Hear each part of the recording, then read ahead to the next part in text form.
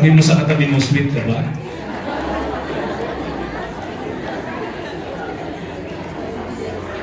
Very polite kayo. Parang nasa ibang bansa kami eh. Parang nasa Canada uli kami. Oh, nakakamiss ang US at saka ang Canada. Sa mga leaders, sa inyo pong lahat. Kay Ma'am Daisy, wow, Ma'am. Alam ko, talagang multiple blessings ang tatanggapin niyo. Ang building na ito ay talagang magpo-flourish talaga. Amen. Sino naniniwala? Hindi naman yata kayo naniniwala. Yung mga hindi naniniwala, umuwi na lang kayo. Praise the Lord. I feel like home. Parang first time ko dito, pero parang pakiramdam ko, parang church ko to eh, mga kapatid. Bibigyan niyo ba ako ng freedom? Ay, kung hindi niyo ako palalayain, umuwi na kami, hindi ko natatapusin ito, amen na lang, di ba? Praise the Lord. So, it's been a great honor. Salamat po, Sir Freddy, sa opportunity. Nung sectional conference, na-bless din ako mga kapatid. Na-bless kami mag-asawa. Kanina habang kumakanta tayo ng You Are Good, naiyak talaga ako eh. Sino ba tayo para bigyan ng mga pribileyo ng Lord, di ba? Dito sa Lord, parang makakailang balik yata kami sa Lord, maging sa NELB. So, salamat po. God is good. Biyaya lang po ng Panginoon lahat sa atin. So, without further ado, let's all stand.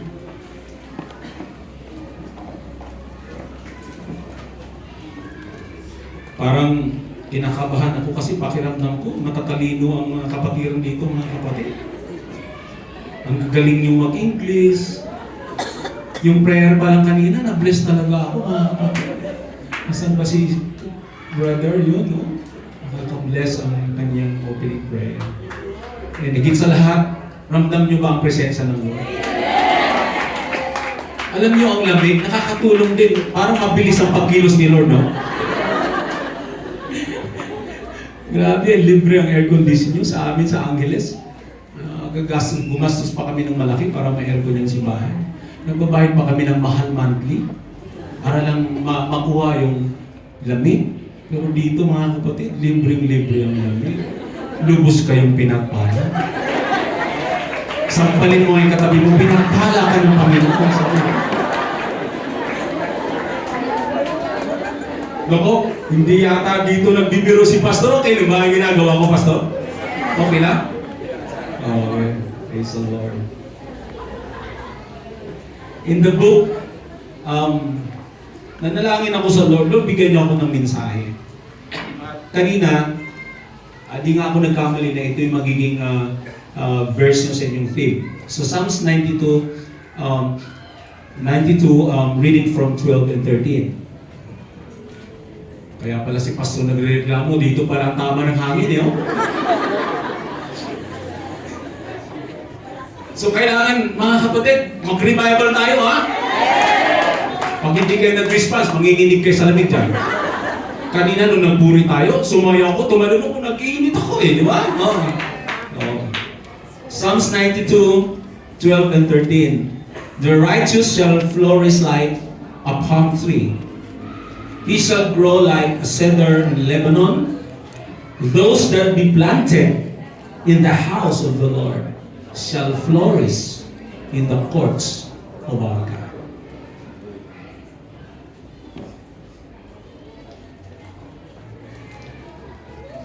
Dalawang verse na ba yun? Yes. I would like to share to you in your 23rd anniversary sa mensahe, sa pamagat na you are planted to flourish. You are planted to flourish. Hiningin natin ang ating buting pastor para sa prayer ng Word of God. Hallelujah. Tayong lahat ng manalangin. Dakilat, mapagpalang Diyos, maraming salamat sa iyong salita na aming pong nabasa at salamat sa pagpapala, biyaya, kapangyarihan, taglay nito. Gamitin mo, Panginoon, upang ihayag ang kalooban mo sa bawat sa amin at maging, Panginoon, ang iyong lingkod na gagamitin mo pang ihayag ang iyong kalooban. Let your special anointing be upon his life, his mouth, his heart, and let your will be done. Bless every heart, every soul. And right now, Father, we claim your blessing, the victory. In the mighty name of Jesus Christ of Nazareth, we pray. Amen. Amen, amen. God bless you all, please be seated. Kanina nabanggit ni Sister Jane na sinasabi, ang salita ng Diyos, it was already settled in heaven. In other words, lahat ng mga salita, lahat ng mga word na naitala sa Biblia, it was vindicated, it was empowered, it was already settled by God. Kaya nung sinabi ni David na sabi niya, nakakompose siya ng song na sabi niya, the righteous shall flourish like a palm tree. Ang mga matuwid daw ay talagang mag-flourish katulad ng palm tree. Ibig sabihin, mga kapatid, this is for us. These words are for the church, for the people of God. Yung mga righteous na ang sabi, tayong mga matutuwid, hallelujah, ay mananagana talaga. No man, no devil in hell shall hinder for the word of the Lord says, the righteous shall flourish. Sabi mo sa katabi mo, mananagana ka. Parang hindi naniniwala eh. Purutin mo kaya yung pisngi para mamula. Sabihin mo, mananagana ka! Our greatest revelations in the Word of God. Hindi sinabi ng Panginoon, mga kapatid, na ang kanyang mga tao ay merely magsusurvive. Hindi sinabi ng Lord na tayo ay magsusurvive. Ang sabi niya, mga kapatid, tayo ay magpo-flourish. Ulitin ko, hindi niyo ako narinig. Walang sinabi ang Biblia na ang sabi ng Panginoon, makakasurvive kayo sa inyong pagsubok, makakasurvive kayo sa inyong mga kahirapan, makakasurvive kayo sa inyong sitwasyon. Hindi sinabi ng Panginoon na gano'n, mga kapatid. Bagamat alam natin na may pagsubok, bagamat alam natin na may struggle, bagamat alam natin na may mga sitwasyon, pero hindi sinabi ng Diyos na tayo magsusurvive. Dahil alam ng Panginoon na ang mga pagsubok at sitwasyon, yan ang dahilan para tayo maging matibay, para tayo ay magiging matatag, at para tayo ay lalong mag-init, at para tayo pagpalain ng ating Panginoon. You're not hearing me. Hindi ko narinig. Ang mga matutuwid, walang demonyo sa impyerno na makakahadlang sa pananagana ng mga anak ng Diyos. Shall we worship Him?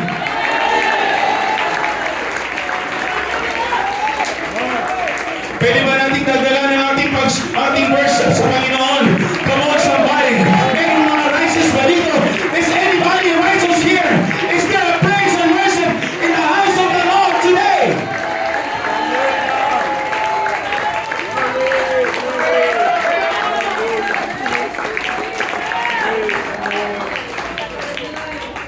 Alam mo, maraming mga tao, ang kanilang mentality ay survival mentality.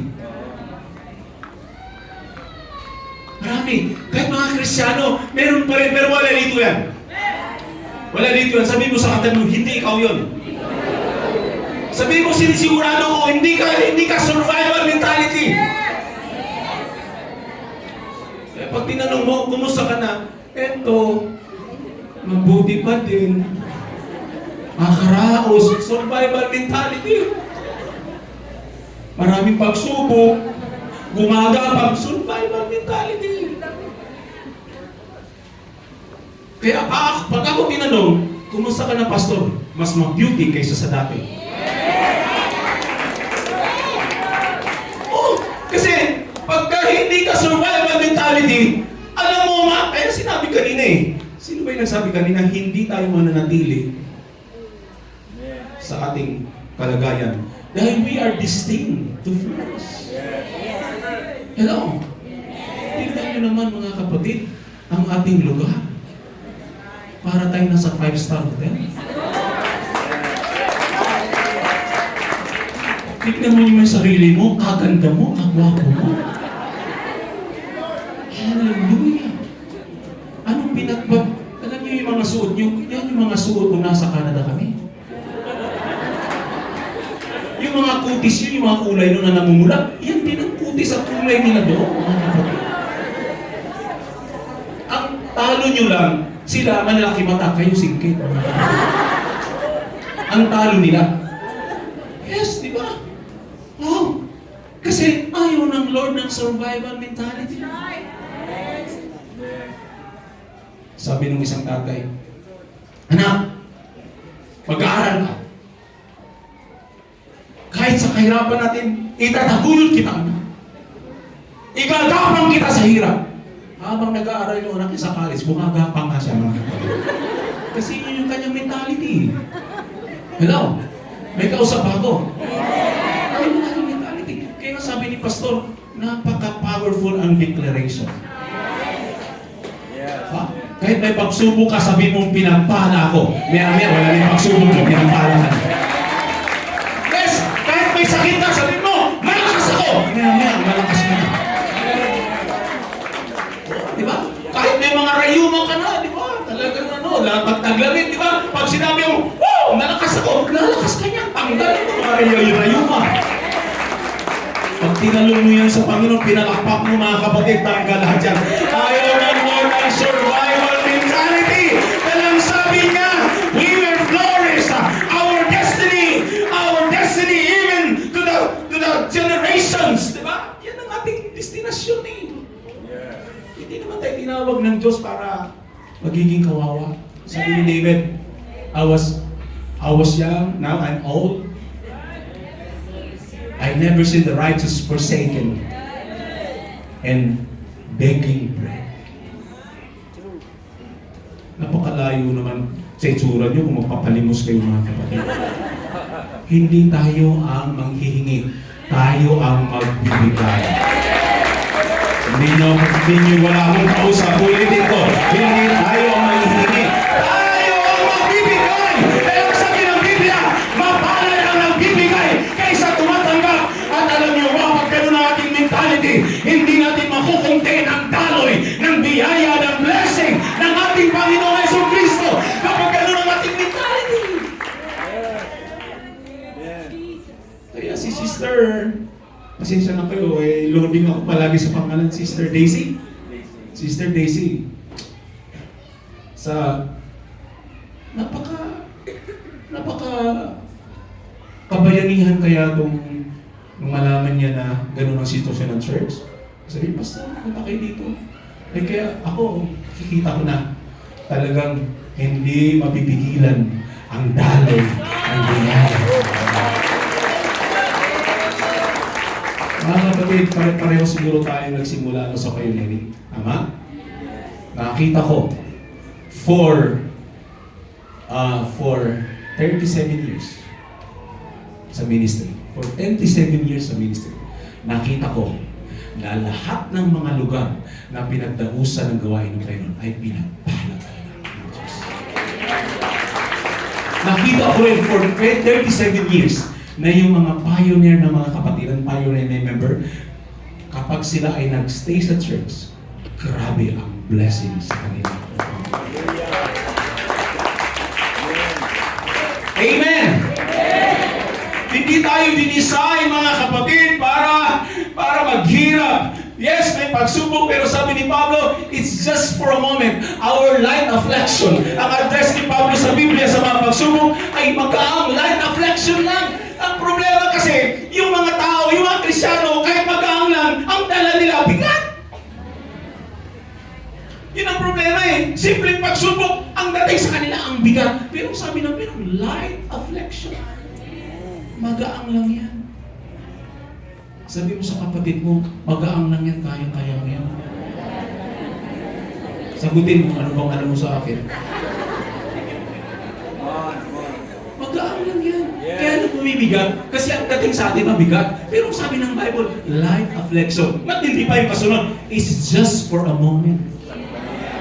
Sandali lang yan. Ang maganda, paglipas yan, humanda ka sa gagawin ng Panginoon. Dahil kapag dumating sa iyo yan, ibig sabihin, hinahanda ka lang sa magandang gagawin ng Panginoong Jesucristo. Amen! Alam niyo, mula sa simula, Mula sa simula talagang ang design ng Panginoon sa sangkatauhan ay fruitfulness talaga and multiplication. Ano sabi ng Genesis 1:28? Sabi ng Panginoon kay Adam, be fruitful and multiply. Kaya nakakatuwa yung mga bata dito. Dagdagan yung pa yung mga anak mo. Tuwa talaga ako. Ang cute kasi nila kasi balot na balot sila. Di ba? Ang cute nila. Ang bata kasi pag binihisan mo ng ganun, cute talaga. Tayo, trying hard lang tayo mga kapatid. Pero sila talaga cute, di ba? Sapatos nila, ano nila. Pinicturan ko nga yung dalawa dito. Cute talaga. Mahilig kasi ako sa bata. Longing ako sa apo, mga kapatid. Nalaglag yung apo namin. 5 months old, laglag. Nung makita ko kasi buo na, ang mukha ko pa naman sa'yo. Ha? Yes! Hindi ko na pinipressure, nag-pressure sila eh. Hinahayaan ko na, basta kiniklaim ko, magkakaapo ko. Parang kinukontra nyo ang mga. Amen, hallelujah. Yan ang sabi ng Panginoon kay Adam, yung unang nating magulang, sabi ng Panginoon, Adan, managana ka, magpakarami ka.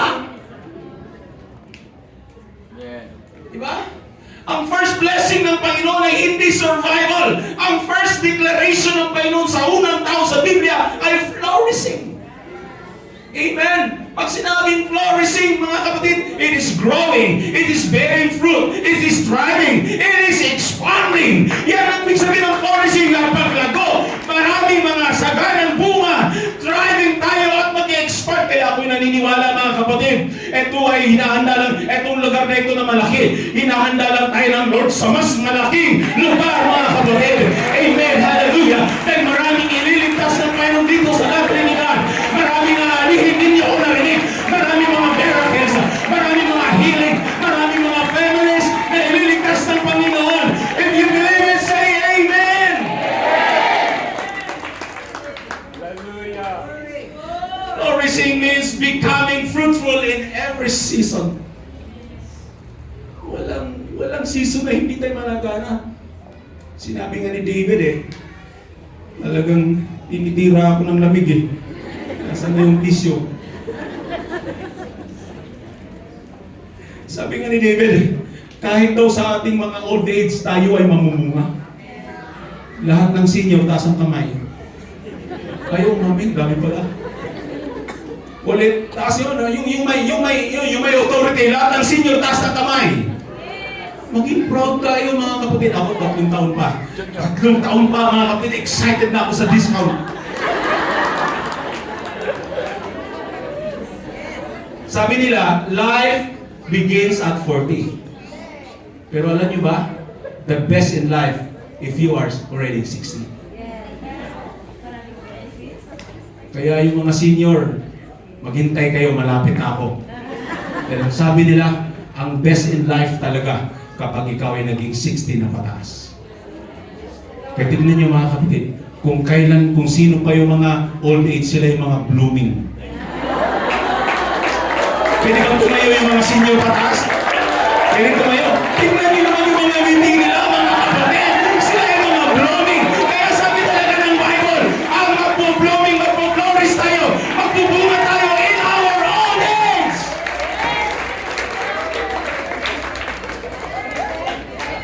Hallelujah!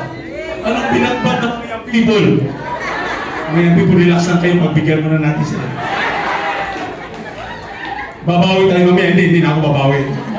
Alam niyo sa Canada, ang ganda kaya ng sistema ng gobyerno. Ang gobyerno nakafocus sa mga bata at saka sa mga senior. Ang nagtatrabaho ang mga middle age. Ganun. Ay grabe doon, kung ako papipiliin ng lugar na isang buwan kami sa US, nakita. Marami kaming state na napunta. Pero kung ako mabibili ng US at Canada, gusto ko sa Canada. Alam niyo sa Canada, mga kapatid, kahit anong sakit mo, libre ka. Kahit gumastos ka pa ng millions of dollars, libre ka ng gobyerno. Kasi ang focus nila, pag-aralin ng mga bata, alagaan ng mga matatanda, magtrabaho ang mga middle age. Diba? Hello? Kaya, walang season, mga kapatid. Every season, mananagana tayo. Wala kayong narinig. Every season manananggalang tayo. Hindi tayo katulad ng pananim na seasonal. Wala! Hindi tayo seasonal. All seasons tayo mga kapatid. The righteous will flourish in all seasons of life. Kaya yung mga young people, enjoy nyo habang kayo'y malakas pa. I-maximize yung potential nyo. Kung meron kayo kaya ng kumanta kayo. Kahit na kapag kumanta kayo ay apat ang napupunta north, south, east, west, okay lang yan. Oo. Pero tanggapin mo na lang kung hindi ka makasama sa praise team. Diyan ka na lang sa baba. Gusto mo, bigyan ka namin ng mic sa baba. Yun lang nakamute, di ba? Hello? Nakuha niyo ako mga kabataan? Kung ano yung kaya niyong gawin. Alam niyo, anong kabataan natin, Pastor Perto? Anong kabataan natin? Ay, grabe ng mga 80s, mga kapatid. Yung mga 80s, every Friday overnight. Practice kinabukasan. Walang tulog, linggo. Noong mga 80s, ako kung naranasan yun. Noong mga 80s sa amin, sa Manila, grabe talaga yung revival. Kaugalian namin noon na yung altar call, pagkatas ng altar call, yung break praise. Tapos, hindi mo nga sasabihin, tama na. Pag closing prayer na tayo, umuwi na kayo. Pag sinasabi mo, lalong maingay. Ayaw, tapusin yung gawain. Ang ginagawa namin, in Jesus name, amen, bahala na kayo. Kung tumuloy na kayo, 2:00 na ng hapon, uwi na kami. Grabe. Nung kabataan. Hindi naman ibig sabihin nag-slow down tayo. Siyempre, iba na ngayon eh. Nag-upgrade na. Di ba? Ang kanta noon ay, wala nang tisod-tisod, purihin siya. Eh ngayon, mga IPC na eh, di ba? Pero yung pag kinanta yun, Sister Jane, pag kinanta yung, wala nang tisod-tisod, purihin siya. Yawa talaga! Pag pala kasumiyaw, yung mga tisurin. Di ba? Oh, grabe. Kaya mga kapatid, tatay, nanay, kabataan, i-maximize na natin. Merong mag-asawa lumapit sa akin. Dati silang sa praise team, pero dahil sa busy sa trabaho, lumapit sa akin last 2 weeks. Sabi niya, Pastor, pwede po ba kami bumalik sa praise team? Oo, sabi ko, kayo lang ng ano. Kasi po, Pastor, kahit may mga ministry, yung isa, president ng tatay, yung isa, secretary ng nanay, sabi niya, Pastor, parang pakiramdam namin, parang kulang pa yung ginagawa namin, gusto pa namin gumawa sa Panginoon. Hanapin natin kung ano yung pwede natin gawin, ano yung ministry. I mean, kahit na nagpipihit ka lang ng buti, meron kayong tigapihit eh, mga kapatid eh. Hanggang ngayon ako pa rin ang pumipihit. Hindi, naka-digital naman ako. May tinuruan ako, hindi talaga makuha. May hinahanap kasi yung tenga ko. Dahil lang siguro, binigyan tayo ng konting ministry ng Panginoon. Yan talagang ministry ko music, mga young people. Anyway, nasa pupuan lang naman ako na naka-iPad na yung mixer. So kahit anong ministry. Hello? Kahit na ikaw ay nasa CR, sikat ka naman, ikaw ang toilet manager. Kung hindi ka man manager sa trabaho dito sa church, pwede ka maging manager. Toilet manager. Sa sahig naglilinis, floor manager. Di ba? Hello? Oh, sa ushering, anong tawag doon? Receptionist manager. Hallelujah. Dito sa kape, anong tawag nun? Ha? Acid manager.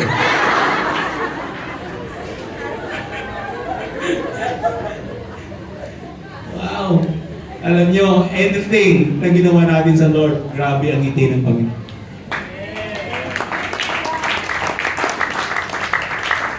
Amen. Kung wala kang kayang gawin dahil busy ka, marami pa. Mag-faithful ka sa Lord sa pagpupuri, pagsamba. Maging faithful ka sa pagbibigat. Ikaw naman ang tawag na manager talaga. Ikaw ang tunay na manager. Kapag faithful ka sa giving, manager. Hallelujah. Masaya maglingkod sa Lord. Sabi mo sa katabi mo, bawal ang malungkot dito. Ngitian mo kay katabi mo, ngitian mo nga. ibigay mo yung best shot mo sa Kanya. Hallelujah! Oh, thank you, Jesus. Ang sabi ng Bible, those that be planted in the house of the Lord shall flourish. Hallelujah. Naniniwala ba kayo mga kapatid na ang Diyos ang nagtanim sa atin dito? Parang hindi lahat naniniwala. Mga tatay, naniniwala ba kayo na ang Diyos ang naglagay sa atin dito? Mga nanay, naniniwala ba kayo na tinanim tayo ng Panginoon dito sa church? Dito sa ACF. Ano yung ACF? Apostolic Christian Center. Ang Diyos ang nagtanim sa atin dito. Ay, fellowship pala. Fellowship, di ba? Ang Diyos ang nagtanim sa atin dito. Hello? Parang buto. Di ba yung seed, mga kapatid? Pag tinanim ang buto, kung saan siya tinanim, lalo na kung mabuting lupa ang kanyang pinagtaniman, nung nagtanim sa kanya, tutubo talaga yan. Yan ay sisipol, tutubo, at sa right season, mamumunga yan. Kaya gusto ko, pakinggan niyo ito, napakahalaga ito. Pakinggan niyo ako, tinanim kayo ng Panginoon dito. Hindi kayo tinanim sa ibang lugar. Hindi kayo tinanim sa ibang simbahan. Tinanim kayo sa ECF. Ibig sabihin, ang sabi ng Panginoon, yung aking mga tinanim, hallelujah, they will flourish. Kaya magkaroon tayo ng commitment. Kung meron tayong commitment sa Lord, kung meron tayong commitment sa Kanyang mga salita, dapat meron din tayong commitment sa ating local church. Dapat meron din tayong commitment sa ating pastor. Dapat meron tayong commitment sa ating church. At sasabihin natin, dito ako tinanim ng Panginoon. Hallelujah! Kung wala siyang gagawin at hindi niya kalooban, hanggang nandito ako, ang kalooban niya dito ako tinanim. Ang sabi ng Panginoon, ikaw ay mananagana. Kaya dinideclare ko, kayo may papapalain ng Diyos kung saan kayo tinanim. Iba sa inyo maging milyonaryo. Iba sa inyo mananagana sa negosyo. Iba sa inyo ay magiging managana sa inyong mga kariyera. Hallelujah! Ano man lang yung tinatanggilit, mananagana kayo. Why? Dahil ang sabi ng Panginoon, kung siya ang nagtanim sa atin, tayo ay mananagana. Hindi niyo ako narinig. Amen. Hallelujah! Lahat tayo ay tinanim dito. Kaya ang church, ang bawat pamilya, ang bawat tatay, nanay, kapatan, it will flourish. Dahil ang sabi ng Lord, siya ang nagtanim sa atin dito. Let's worship the Lord.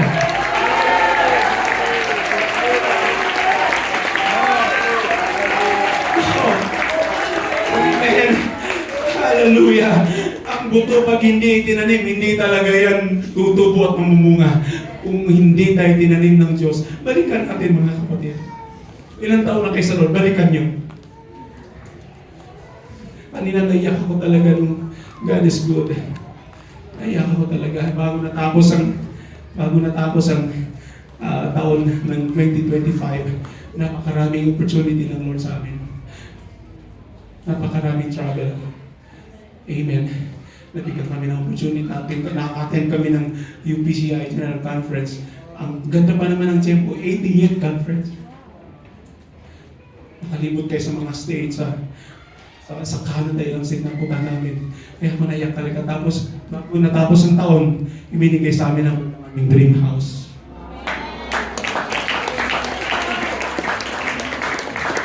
Kaya hindi ko mapigilan.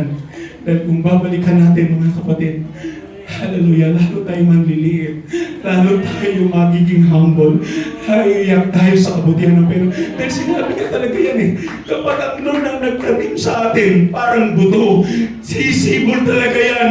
Tutubo yan. Kahit nag-araw, kahit nag-ulan, kahit naglamig. Sisibol yan. Pagdadaon yan, mamumunga yan. I declare, it is your time to be fruitful. It is your time to flourish. Yung sinabi ng may bahay ko, nangyayari yung mga kapatid. Tapos na tayo nagtanim. Nagka-harvest time na tayo. It's time for us to harvest. Kaya naisip niyo ang tema na ito.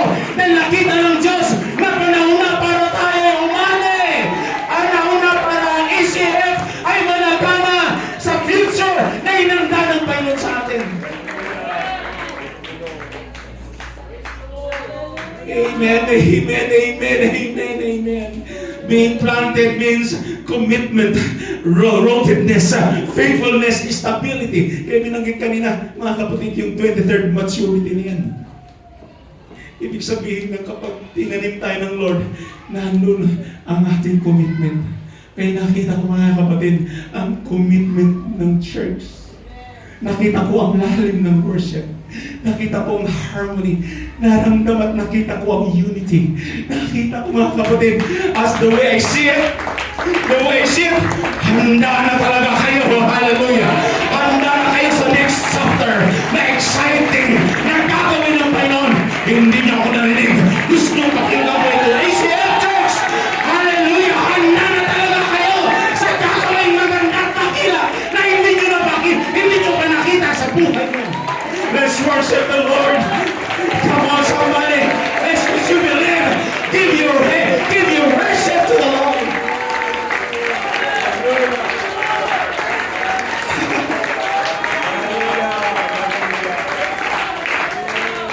Alam niyo ang pantry?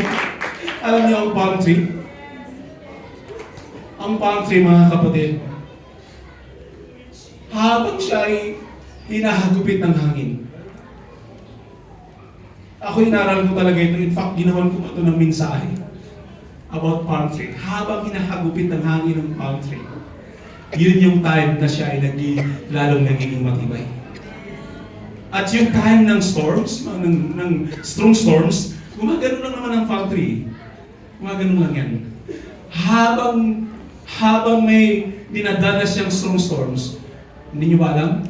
According to science, ang kanyang ugat ay lalong kumakalat at lalong lumalalim.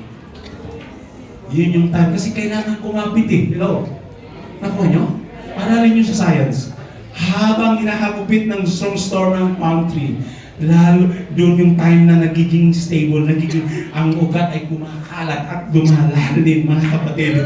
Dahil kapag hindi siya tumibay, hindi siya lumalim, pwede siyang matumba.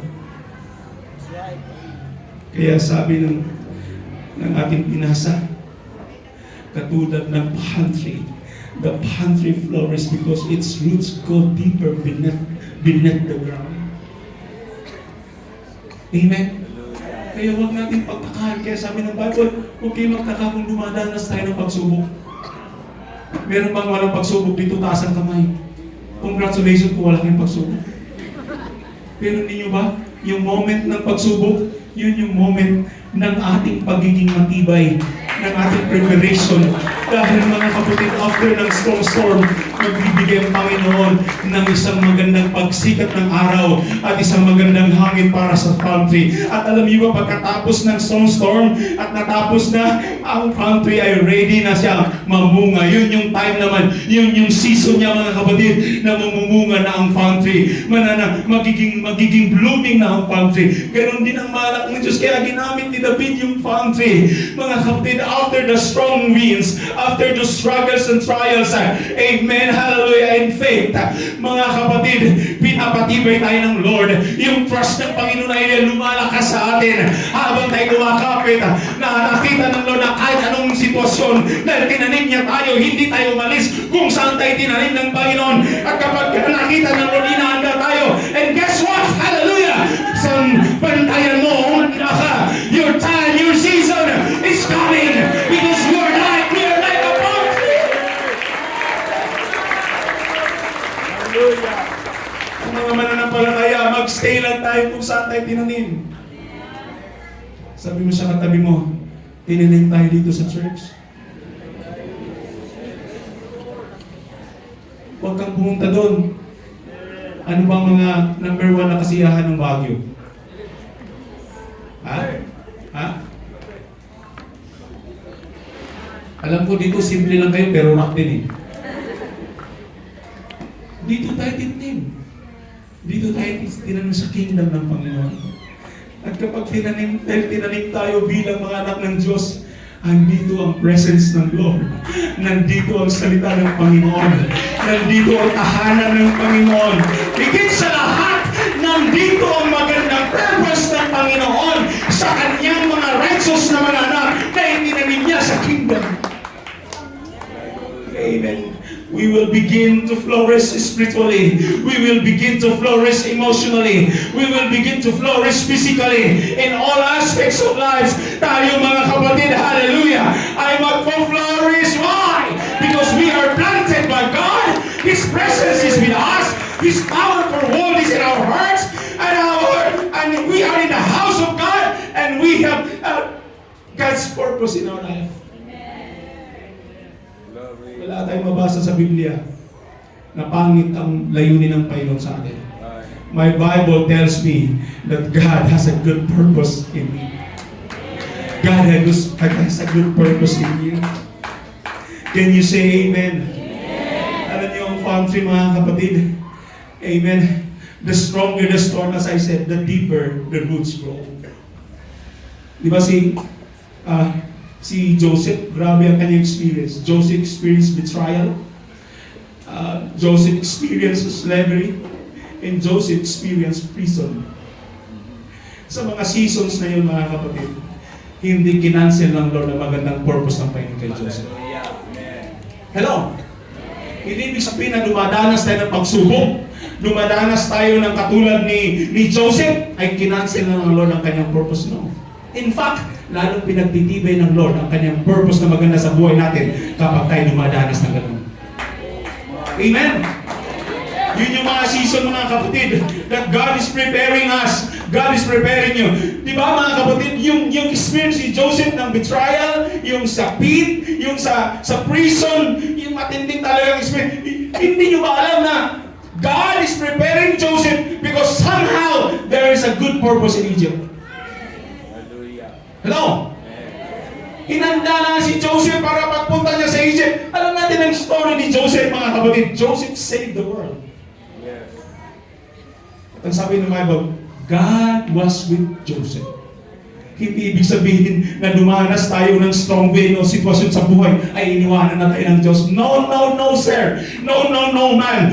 Ma'am, in fact, doon sa mga season na yun, lalong malapit, lalong nandun ang pag-ibig, lalong nandun ang biyaya ng Panginoon sa ating buhay. Hello? Our deepest struggle will be our deepest breakthrough and blessing and testimony. Agree ba kayo, mga kapatid? Amen. Hallelujah. Pakiramdam ni Joseph, pakiramdam ng mga kapatid kay Joseph, mga kapatid, burial na, mga kapatid, parang katapusan niya na. What looked like burial was actually a planting. Itinatanim si Joseph ng Panginoon. Dahil isang araw, sisibol siya sa Egypt. Marirestore ang kanyang pamilya. Marirestore. Si Joseph ay mapapatawad.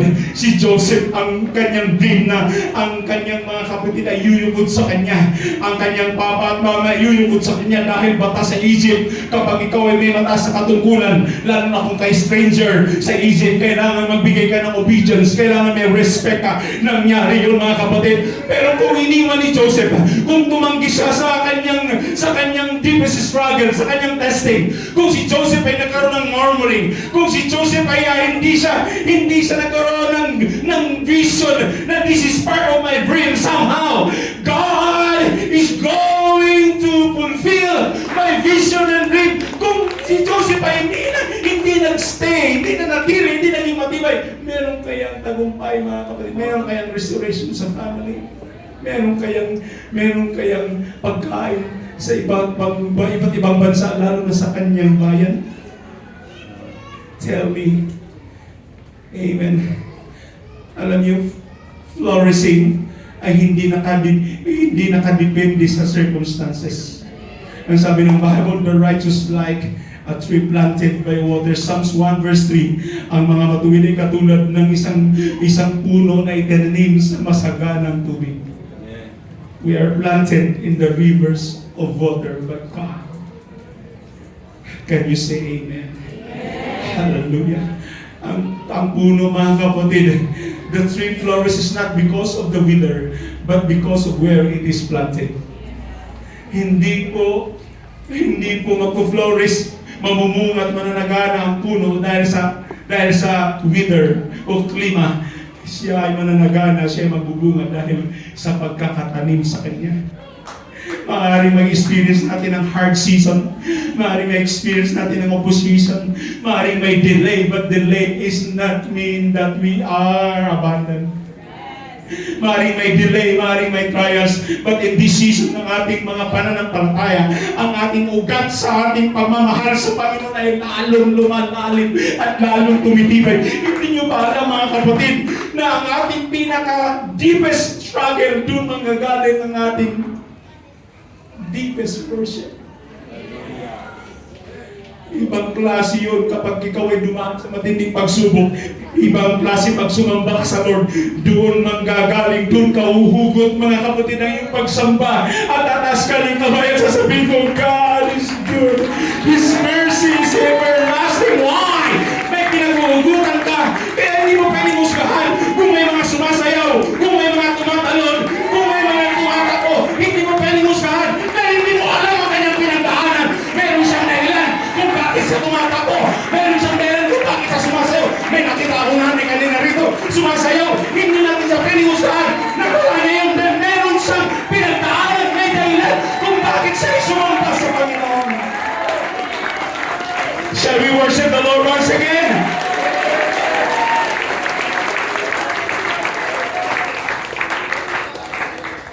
Amen. Amen. Amen. Maraming mga tao gusto nila ng season of flourishing, but they don't like the season of waiting. Nagkikwit sila. But if we allow flourishing, it will always follow faithfulness. Sabi ng Galatians 6:9, let us not be weary in well-doing, for in due season, everybody say, in due season, we shall reap if we faint not. The harvest is not canceled. It is simply waiting for the appointed time. And I declare, this is the appointed time that you will be blessed by God and you will flourish. Hindi mo narinig, I will declare in the Spirit of the Lord, ACF, this is your time, this is your season, this is your appointed time and season that you will flourish and you can have breakthrough in the name of the Lord. Alam niyo yung Chinese mambo? I'm now going to close. Can you say amen? Alam niyo story or ang lesson ng Chinese bamboo tree. Very dramatic ang Chinese bamboo tree. May isang farmer na nag-decide siya itanim ang bamboo seed sa ground. Then he carefully prepares the soil. Inanda niya ang lupa. Nagtanim siya ng bamboo at sinimulan niyang diligan every day. Ang year 1, ang unang taon, wala pa rin nakita ang farmer. Lumipas sa mga araw, lumipas sa mga linggo, lumipas sa mga buwan, nothing appears above the ground in 1 year, the first year. Maraming mga tao naglalakad nagsasabi na habang nagdidilig ang farmer, sabi nila, oh, ano kayang naiisip niya? Diniligan niya na wala namang halaman. Ang year 2, mga kapatid, still nothing happened. Walang dahon, walang sprout, walang visible growth.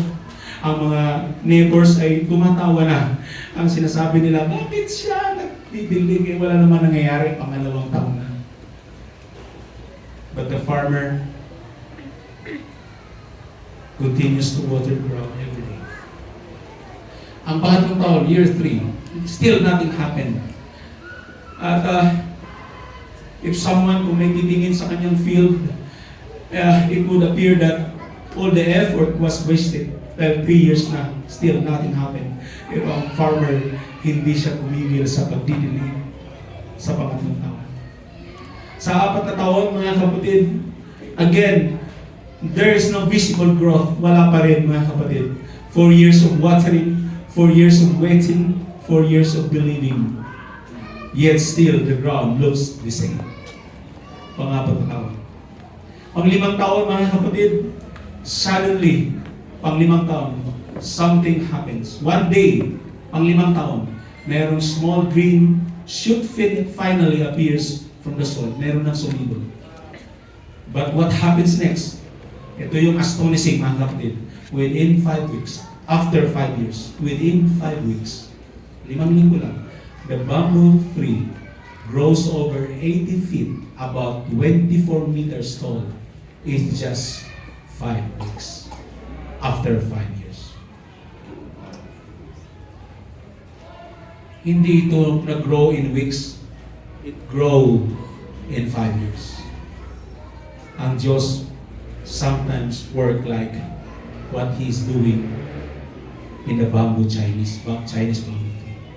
Minsan pakiramdam natin is happening. But God, hear this, but God is building us for our flourishing. Huwag kang maghinawang magdilig. Huwag kang maghinawang maglingkod. Huwag kang maghinawang manalangin. Huwag kang maghinawang sumamba. Huwag kang maghinawang pumunta sa simbahan. Huwag kang maghinawang magpaghamit. Hallelujah, dahil akala mo walang nangyayari katulad ng bamboo tree. But somehow, sa mga panahon na yon, hallelujah, ikaw ay naghahanda, nagdidilig sa iyong future flourishing. Amen. We are not destined to fail. We are not destined to struggle forever.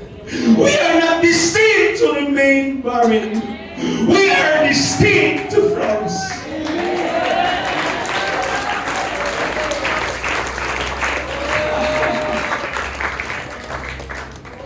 We will flourish in our faith. We will flourish in our calling. We will flourish in our ministry. We will flourish in our purpose. We will flourish in our lives. Are you ready? Bakit? Dahil ang itinanim ng Diyos na buhay ay intended na lumago, managana at pagpalaki. Ulitin ko ulit. Ang buhay natin na itinin ng Diyos, intended yan na lumago, managana. Sabi ng bisita, hindi accident na nandito kayo. Mahal kayo ng Lord. Maaaring wala kayo experience ng ganitong fellowship, maaaring na culture shock kayo. But God is here. Ang kanyang biyaya ay mananagana sa inyo. Kung magbubukas lang kayo ng puso, at tatanggapin niyo ang Panginoon bilang inyong Panginoon at personal Savior, and will accept Him as your Lord and Savior in this 23rd anniversary, dito sa araw na ito, magsisimula na itatanim kayo ng Panginoon. And in right time, you will be saved and you will be blessed. Pwede ba natin bigyan ng appreciation ng ating mga visitors for your Father?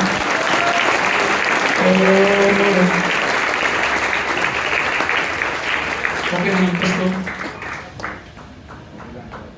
Gutom na ba kayo? Pwede niyo ako bigyan ng 5 minutes? Okay lang? Bilang testimony sa mga bisita, ang pagkatawag sa akin ng Panginoon, ang pinakamagandang nangyari sa buhay. Dati akong drug addict. Galing sa Bohol, pumunta ng Maynila sa Caloocan, nagtrabaho ko sa club, sa bar. Ang araw ko'y gabi, ang gabi ko'y araw. Naging bartender ako, mga kapatid, ng 4 p.m. to 12. Then after 12, 1 hanggang umaga, lilipat naman ako sa katapat na bar. Ayun, ano yan, extreme na yun. Hindi ko na ibang klase, unexplainable na yun. Yan ang aking buhay. Nung naging pastor ako, mga kapatid, salamat sa Lord, binigyan ako ng magandang asawa. Walang kukontra. Sinamahan niya ako sa hirap at ginawa.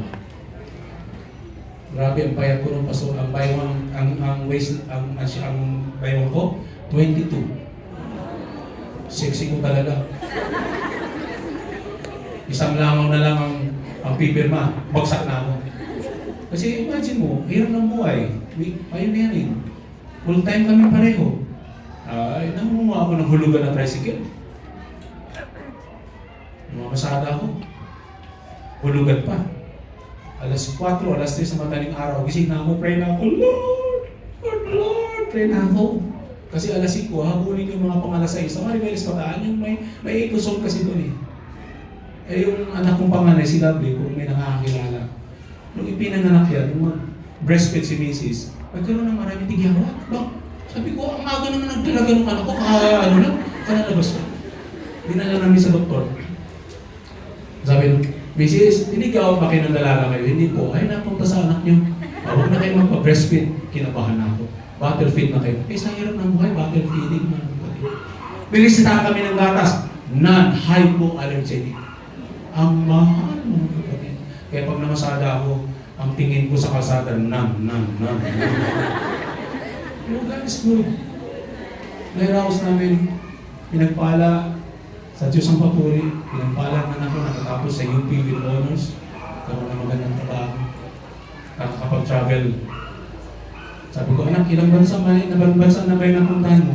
Kami na parang more than 20 na. For God's grace and His glory, may anak na akong pastor, yung kalawa si Pastor Will, kung nakakilala sa inyo.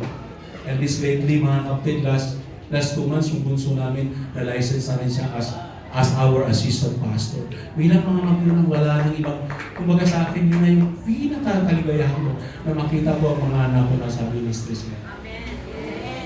Pero nung tumira sa amin ang parents ko, at nagpapagtay sila, tumanggap sila sa Panginoon.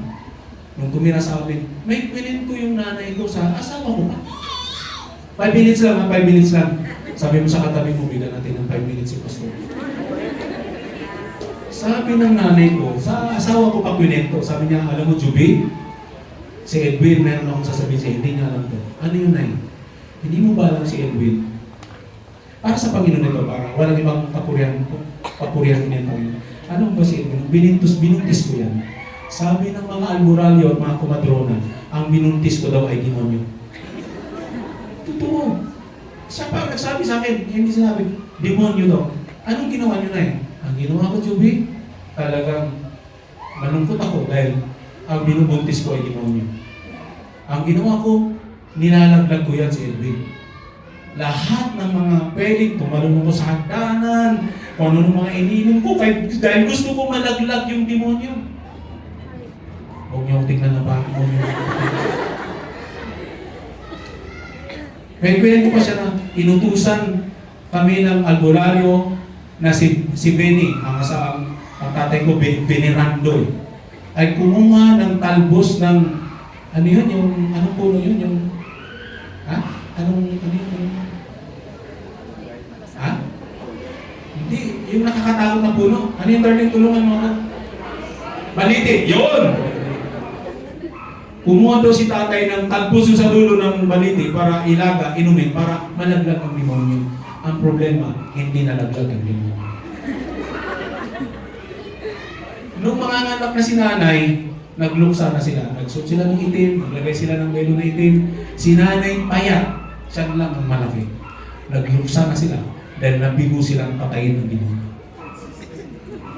Nung iniluwal na habang nagdadasal, alam niyo naman sa probinsya, ako po ay Buholano. Pinanganak ako sa Cagayan de Oro City, pero ang lahat talaga namin ay Buholano. Pero na-convert ako sa Manila. Kaya Luzon, Visayas, Mindanao ako mga kapatid. Nung iniluwal na, ako pala, hindi pala demonyo. Alam mo, sabi ng nanay ko, ngayon ko na-realize to be, kaya pala gusto patayin si Edwin ng demonyo dahil may plano sa kanyang buhay. Sa kristal ako, pastor. Scholar ako sa academic, scholar din ako bilang sa kristal. Gusto kong magpare talaga. Gusto kong talagang magpare. Kasi parang pinalaki ako ng lola ko na maka-Diyos.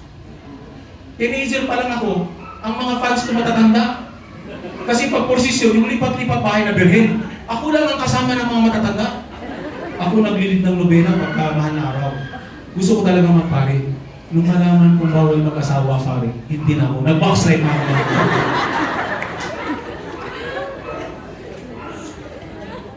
Doon ko naalala yung sinabi ng Panginoon na bago pa tayo sa sinapupunan pa lang ng ating mga nanay, tinawag at pinili na tayo. Kaya mga bisita, alam ko, bago pa kayo pumunta dito, pinili na kayo, minahal na kayo, niligtas na kayo. Pwede ba natin sa mahal?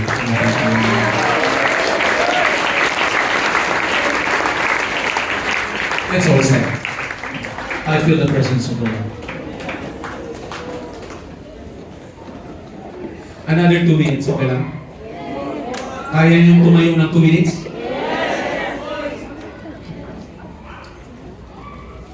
Alam niyo ang kaaway?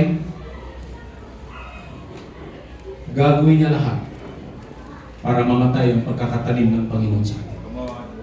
Gagawin niya lahat para mabuno tayo at mamatay tayo dahil ang Diyos ang nagtanim sa atin. Pero alam niyo, handa na kayo? Ano man ang itinanim ng Diyos, sino man ang itinanim ng Diyos, hindi kayang bunutin at patayin ng kaaway.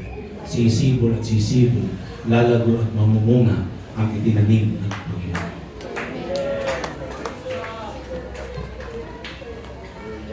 Alam niyo ang AI, mga kapatid, Artificial Intelligence?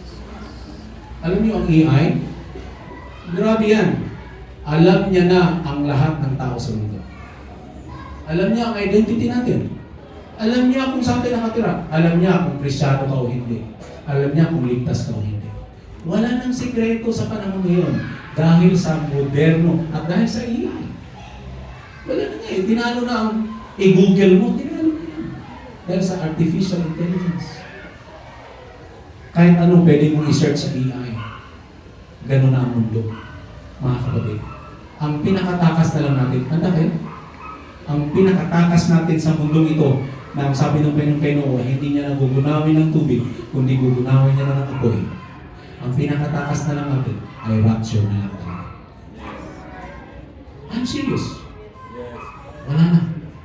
Wala nang ibang takas sa mundong ito na gugunawin ng Diyos, kundi yung tayo makasama ng Panginoon sa kanyang pagbabalik sa kalapaan, yung hindi inaasam-asam natin ng rapture.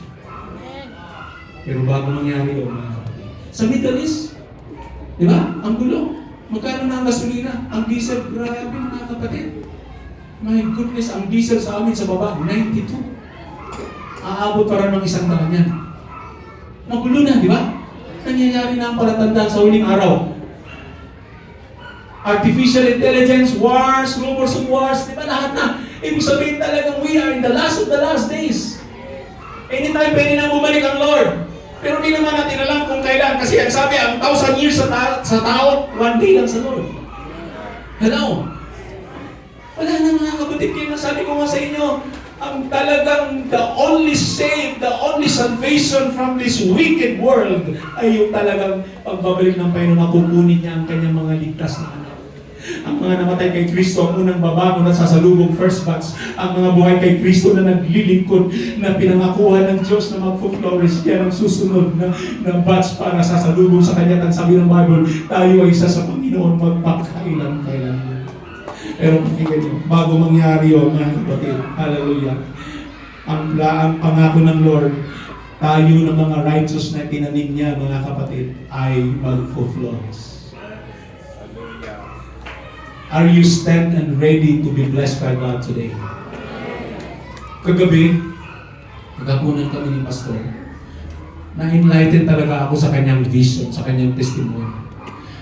Mapalad kayo mga kapatid na you are so blessed dahil meron kayong pastor na napakalaki ang pananampalataya. Hindi masukat ang kanyang vision. Ay-share niya sa akin na, wow! Meron na kayong lupa mga kapatid na worth 8 million. Yan ba ay masasabi niyong hindi yan flourishing? Ilan lang mga kapatid sa UPC churches ang nakabili ng lupa na halagang 8 million? Ang sabi ni Pastor, 5th floor hanggang 5 story ang itatayo. Pwede niyo ba akong samahan in the spirit of the Lord to declare? Hello, pwede niyo ba akong samahan? Gusto kong maging bahagi dito. Excited ako dito mga kapatid.